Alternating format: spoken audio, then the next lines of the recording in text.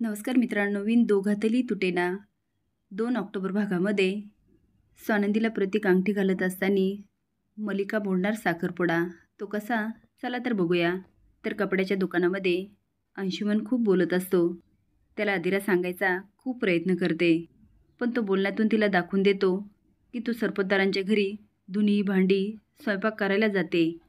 त्यावेळेस त्यांचा वादावाद चालू असतो. तेवढं स्वानंदी म्हणते, एक मिनटं, सॉरी, पण मी मध्ये बोलते. काय ना, आम्ही आमच्या घरी अदिराला ह्या कामासाठी नाही घेऊन जाते. जशी आमच्या घरी शुश असणार, आम्ही तिच्यावर प्रेम करतो, तशीच अदिरा असणार, तिच्यावरही प्रेम करणार. हे ऐकून अदिरा म्हणते, ऐकलंस? नंदुताई काय बोलल्या ते नीट ऐकलंस ना? मग आता शांत राहा. पण अंशुमन म्हणतो, अदिरा, ते फक्त बोलण्यासाठी असतं. अगं, तू त्या घरची सून होणार. आज ना उद्या तुला हे सगळी कामं करावीच लागणार. अगं, मिडल क्लास फॅमिली आहे. ही सगळी कामं तर तुला करावीच लागणार. आणि स्वानंदीचं काय? ती लग्न करून निघून जाणार.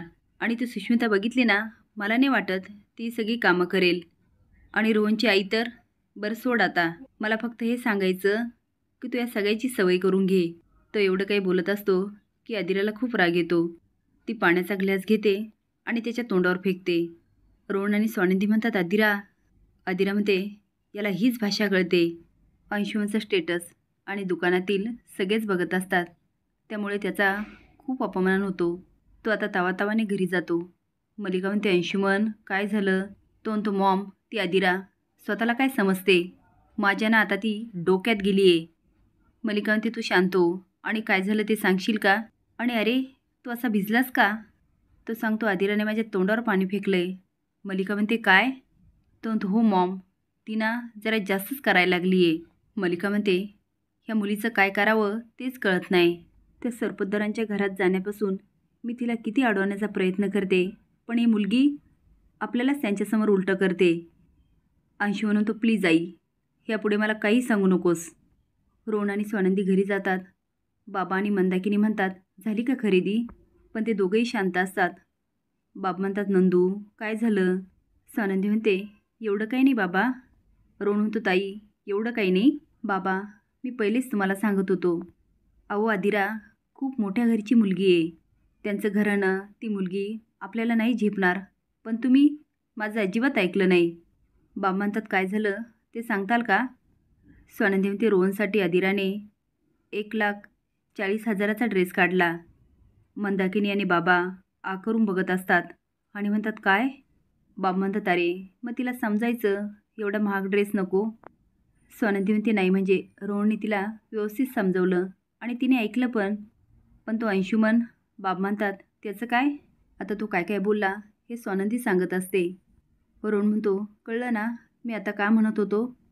मंदाकिनी म्हणते, नाही नाही, तिला या घरामध्ये मी अजिबात काम करू देणार नाही. आता सगळे तिच्याकडे बघायला लागतात. ती नाही म्हणजे जास्त काम पडलं तर कामावली लावील. नाही म्हणजे आता काय पैशाची कमी आहे का? पैसे देतील ना समर राजवाडे. इकडे समरची मात्र जे तयारी चालू असते. साखरपुड्याच्या कार्यक्रमामध्ये कुठली कमी नाही राहिली पाहिजे, हे तो सारखा आनंदला सांगत असतो. हे सगळं चालू असताना स्वानंदी तिथे जाते. समर म्हणतो, या ना या स्वानंदी मॅडम, या बसा. स्वानंदी म्हणते, थँक्यू, खरंच थँक्यू. समर म्हणतो, बरं, आता तरी तुमची खात्री झाली ना, जे काय झालं त्यामध्ये माझा हात नव्हता? स्वानंदी म्हणते, हो. तर ठीक आहे, आता मग साखरपुड्याची सगळी तयारी झाली आहे. आता राहिली तुमची अंगठी, ती घेऊन टाकूया. स्वानंदी म्हणते, माझी अंगठी तुम्ही काय घेणार? आणि बघा, माझ्या साखरपुड्याचा खर्च मीच करणार. तुम्ही फक्त रोहन आणि अदिराकडे लक्ष द्या.